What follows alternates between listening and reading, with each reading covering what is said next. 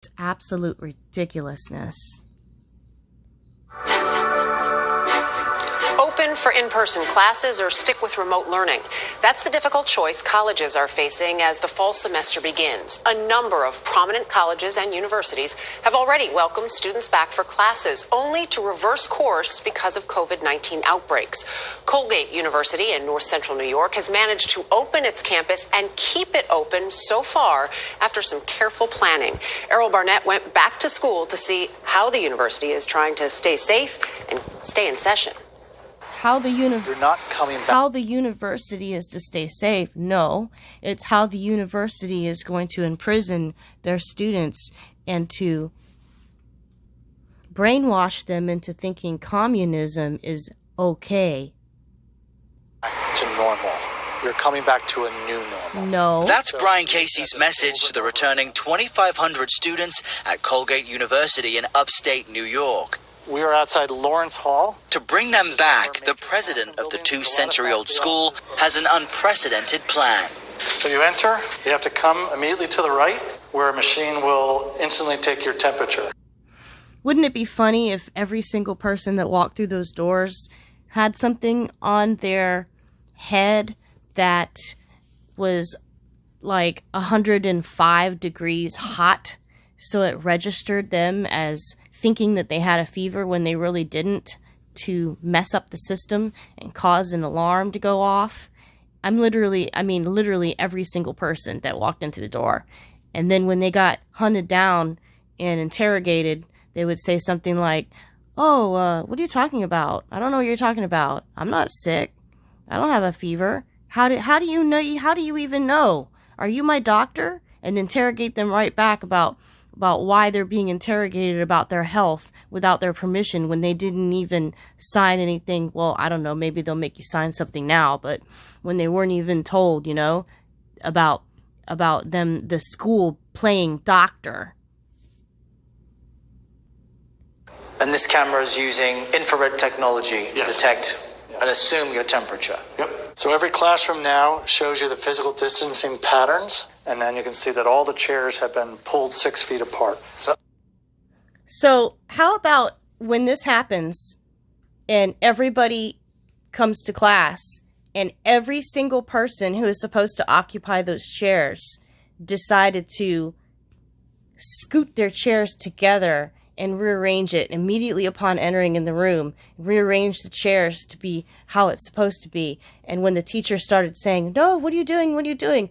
Well, we want it to be, this is going to be normal, a new normal. We want it to be normal. Let's put it all back the way it is, because the way you had it is not normal.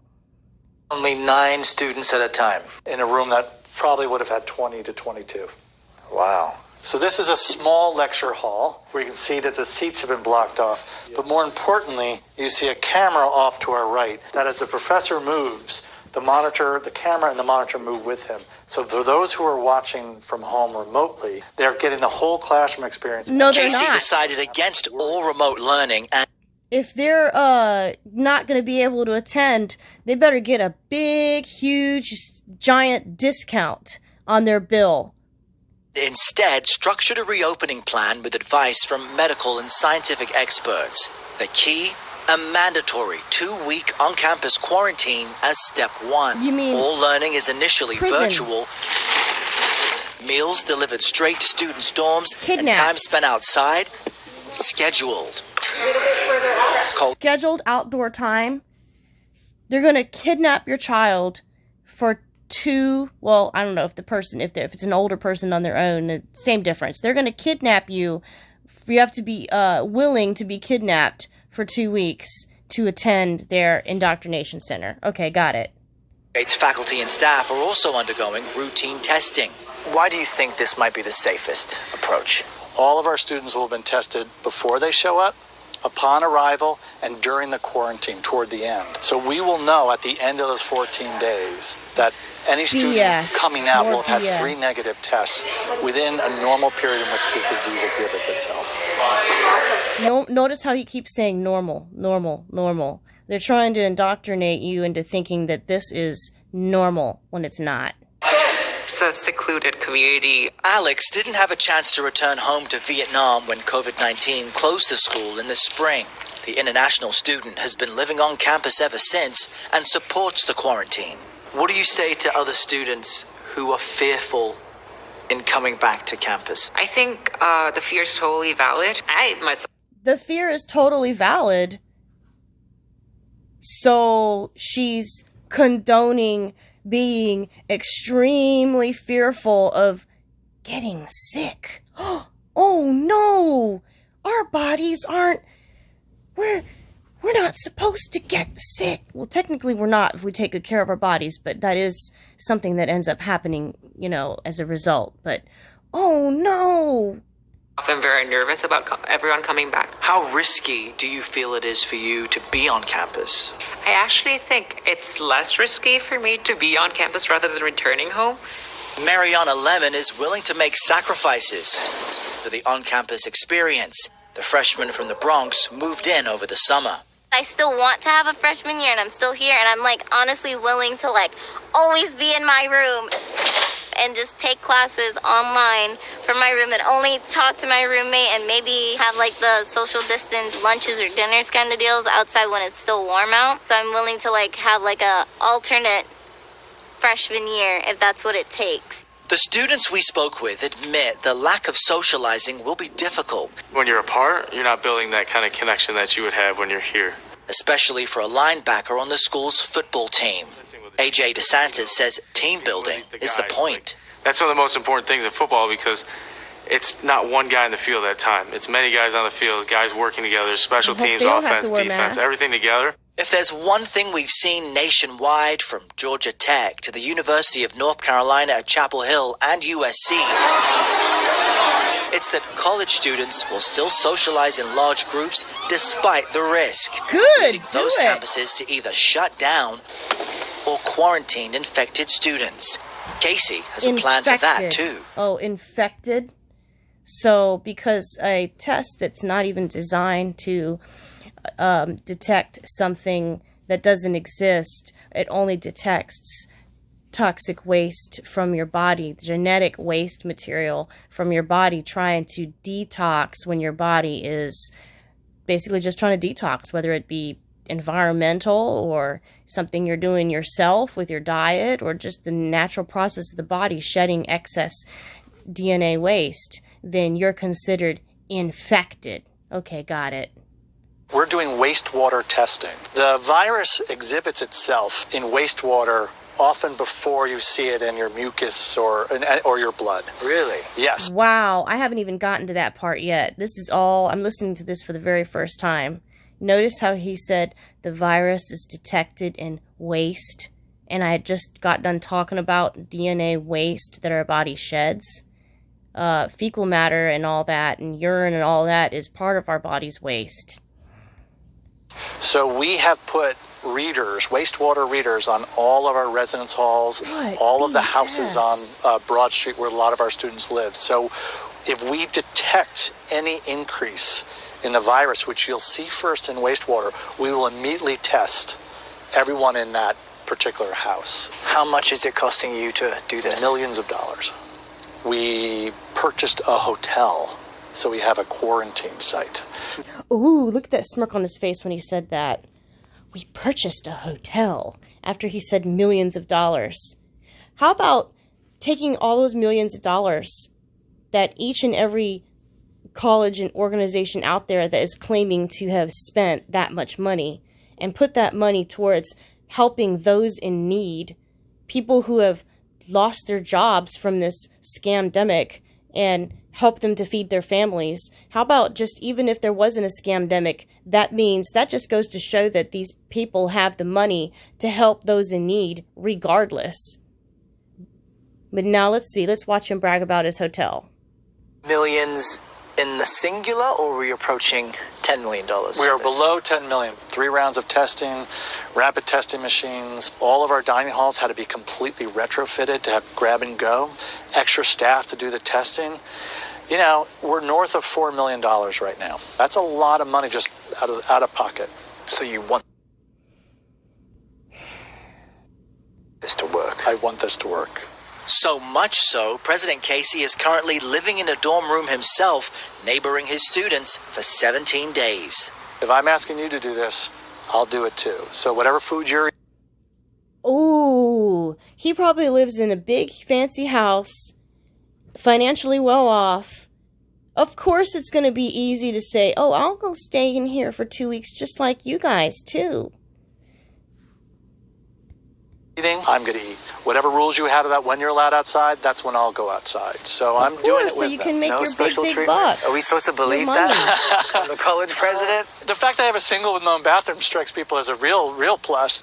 And the president's RA, Alex. He'll be staying in my floor in my building, so it's a lucky coincidence.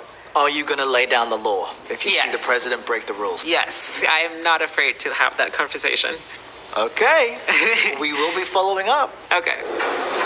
Casey acknowledges the living situation he's asking students to go through isn't ideal. But in our new world, he says, it's essential. Why is that an important point to make? Because in our culture, we rarely talk about public good. We rarely talk about sacrificing individual needs for benefits that accrue to everybody. That's not part of our political rhetoric. It's not part of our culture anymore. That's not true. It has been part of it. You've been talking about sacrificing, harming and killing your children for vaccines, for the betterment of the world for everybody else. This, you-know-what hoax is no different. They're using the same sound bites and all the same false scientism, not true science, reasoning for this event. This, Event 201 playing out, that is, but in real life, and it's not real. I want to tell them this is going to be hard and that they need to learn to think about not just themselves, but other people. And I think we're an educational institution. Why don't we make that something they're learning this year? Why don't we make that the give lesson? up our rights. For CBS This Morning Saturday, people who don't Errol care about Barnett, us. Hamilton, Got New it. York. I like this guy. Yeah. This guy gets it. And he walks the walk, doesn't And- just talk to talk. Right. Look, life is about choices. And that's what these students are facing right now. If you want to They're facing no choices, liar.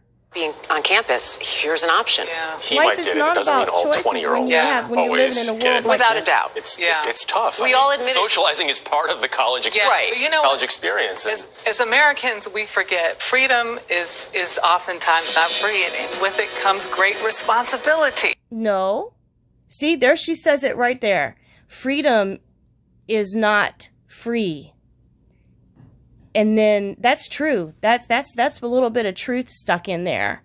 She says people need to realize that we're not really free. Let's listen to that again. It's part of the college experience. Right. But you know, college experience.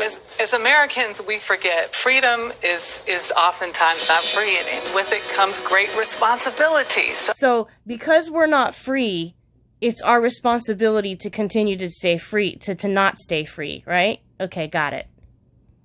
Kids, let's learn. See? Kids, let's be indoctrinated. My name.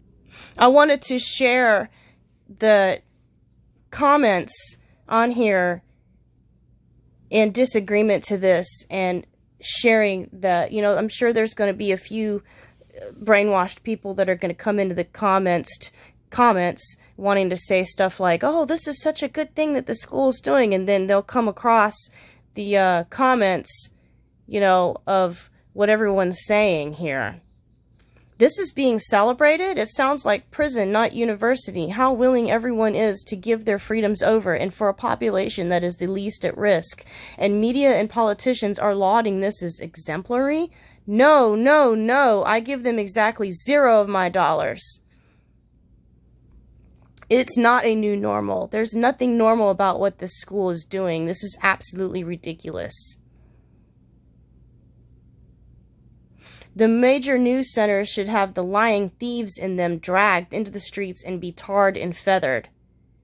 I already hit the thumbs up and replied to this. Wonder if they're deleting my replies. Sounds like a prison to me. Scheduled outdoor time. LOL.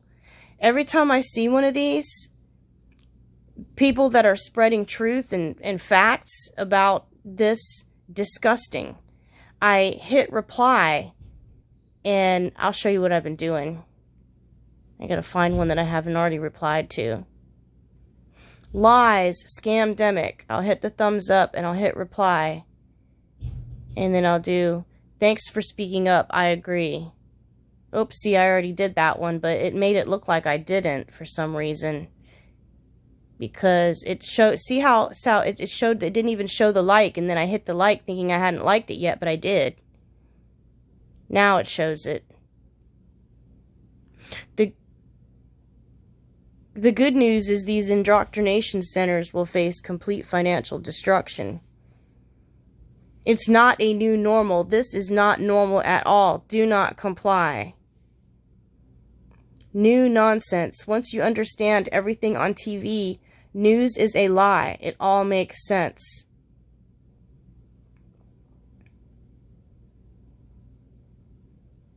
This person's a troll. They get a thumbs down. CBS is garbage, anything but news. I am standing the line with you, never surrender. Why do people still believe this virus nonsense? Just a basic logic and common sense. This is well-orchestrated, implausible virus scare with a cleverly designed, fancy, scary name that is part of a worldwide pharmaceutical industry. Bill Gates, the biggest founder of the WHO and media agenda to scare the entire world into believing the only solution is mandatory vaccinations. No medical or science degree is needed to know this. Almost every test will be positive for common colds or normal flus because it's part of the planned agenda. Nobody has died or is infected cases from any you-know-what, and do not allow them to keep you muzzled. Masks. Like zombies and caged, locked up in your house for their agenda. The daily, fake, scare tactic, hospital images and words, outbreak, surge, spike, etc., reports, theories, e.g. asymptomatic, and death statistics of unknown, nameless people or people who are already dying from serious previous conditions as part of the brainwashing. Do not just blindly believe and comply to all of this nonsense. This lie has gone on too long, and they won't even say when it will or might end. So the idiocracy, I don't know, continues all over the world with no end in sight. The goal is to create a false or unreal fear everyone in the world. Constantly showing and seeing people in masks without ever saying when the nonsense will end creates constant fear. The daily, non-factual news reports creates more false and unreal fear. The constant fear leads people to accept anything that will alleviate or omnipresent fear. The fake vaccinations for the fake virus is the savior in the minds of people all over the world. And B. Gates and his WHO will go down as the saviors of the world. This guy has been pushing with his vaccination ideas for Africa and the world for years now. Now he's going full scale to implement his plans. This quest for legacy and power needs to be stopped. I saw them post this somewhere else. This is a really good comment that they're making right here. This, I don't even know how to pronounce their name. This is a really good comment. Best comment of the day, I say. But it is very long. There are some other best comment of the days that I've seen that are to the point and real, you know. Your thermometer is not working.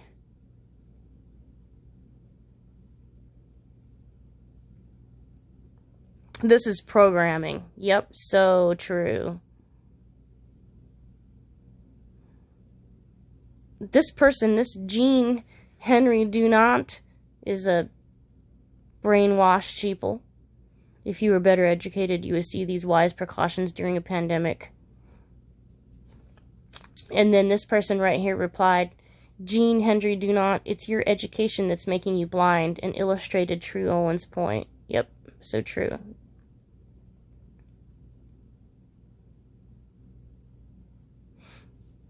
Who is easier to fool, the one who believes in science or the one who believes in conspiracy theories?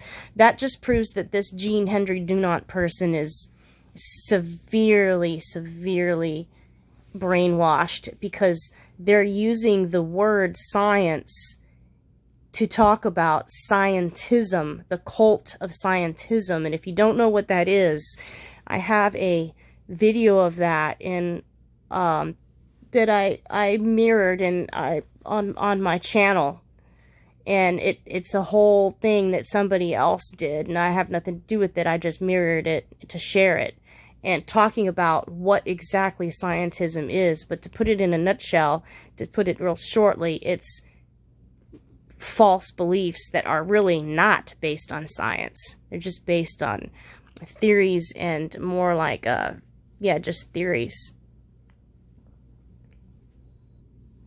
Okay, you can end it here if you want, but I'm going to talk about some of these comments because people are making some good points, and I have a point or two to make. What is the point of going and paying for a dorm if you're going to be taking online classes? You might as well just travel and live where you want to live if it's all going to be online. I mean, if you're not learning anything by paying for a dorm, it's kind of pointless, eh? Well, that's a good point, yeah. And then, this person says, looking back, I figure I got as much out of my college experience in the dorm and being on my own as I did in the classroom. However, with the restrictions they have, I'm not sure it can compare. With Colgate's $60,000 tuition representing about 2/3 of the total cost to attend there, dorm costs probably don't mean much to these students. And that's a good point, because they want that college experience. But the thing is they're not going to get it with the way that things are now. Imagine paying an arm and a leg for the experience. Pretty silly. Exactly. Okay, here's this person right here. The first week and a half is going to be online as everyone is mandated to be quarantined for 14 to 7 days until the third batch of testing is done. Here's my question. What about all those students who, whether they get illness symptoms or not, because, you know, illness symptoms is, like I said, your body just producing waste from trying to detox in one way or another from whatever it may be that is in your body that it's trying to get rid of or being exposed to. So whether you're ill or not, what if these students, after paying all this money, what happens then? What happens to their so-called education when they test positive? What are they going to do? Are they going to allow them to still learn? Are they going to be sent home? Are they going to be forced to quarantine in their dorm? What's going to happen to their roommates? Is it going to affect their roommate? Is their roommate going to have to quarantine with them because of contact tracing and being in contact with that person physically by sharing a room? It's going to affect. You have to think about what the end, how it's going to affect everybody. This, I mean, and I'm going to end this with this person because I've seen them post this over and over and over, and I'm glad they are doing this. This person right here. Why do people still believe in this C virus nonsense? Just use basic logic and common sense. Well, people don't have that anymore. I'm going to follow their link and see what they posted. Yeah, I'm taking a break from... Oh, it's that same person that commented. Intelligent thinking in modern times.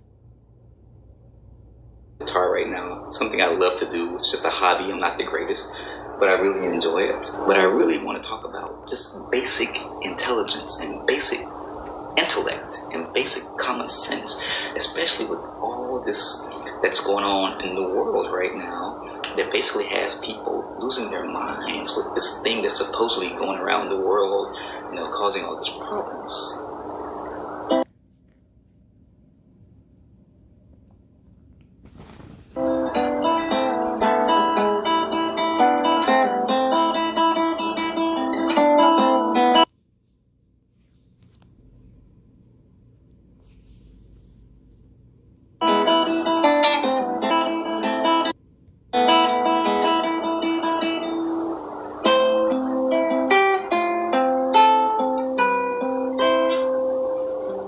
So what I was getting at is we basically lost our minds. I mean, we've almost become dumb. What we're believing, what we're watching on TV, and what we're hearing, and we're believing this stuff. We're getting reports from, you can ask probably 50 different people about this virus thing going around, and you'll get 50 different answers, 50 different sets of data, 50 different statistics. I mean, it's mind-boggling, and people just are believing it no matter what, you know. And they would rather say, "Oh, I'd rather believe that than for you to say this is not true," which I find shocking. You will believe 50 different people talking about something, and they have to give you different information from each person before you would say, "Okay, I don't believe any of it." That's bizarre. And if I get conflicting reports and data about something, I'm not going to believe anything. And especially something like this has never happened before in world history. People say, "Oh, yes, it did." 100 years ago there was this type of incident, this type of fever, whatever. They never shut down the whole world like that, you know.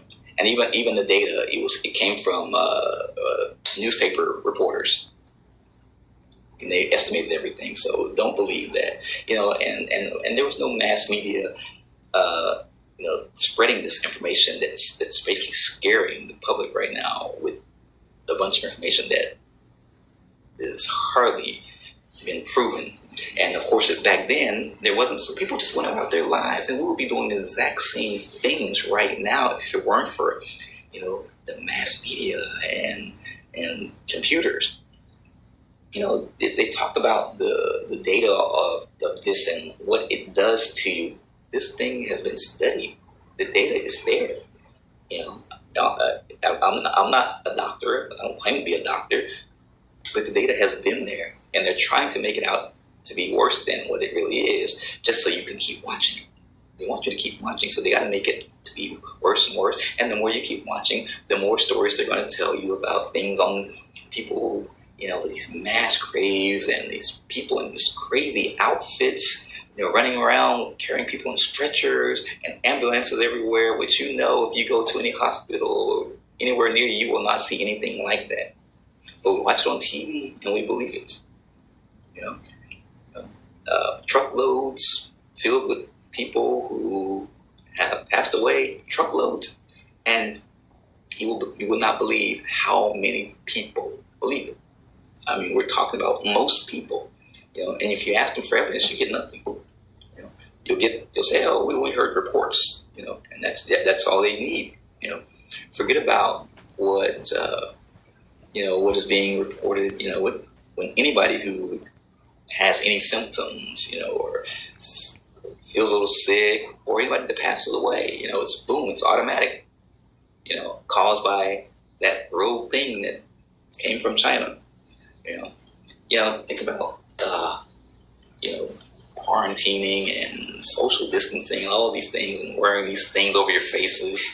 You know, that's unnecessary. That's not how human beings are supposed to live. It's not good for adults. It's not good for children. You know, we're supposed to be outside. We're supposed to be hugging. We're supposed to be kissing. We're supposed to be embracing, sitting together, eating together, touching each other. And that's how it's always been. And no one's supposed to make you believe that things have to change now. Things are different now, which is what we're hearing. It's not true. Things are not different. There's no crisis.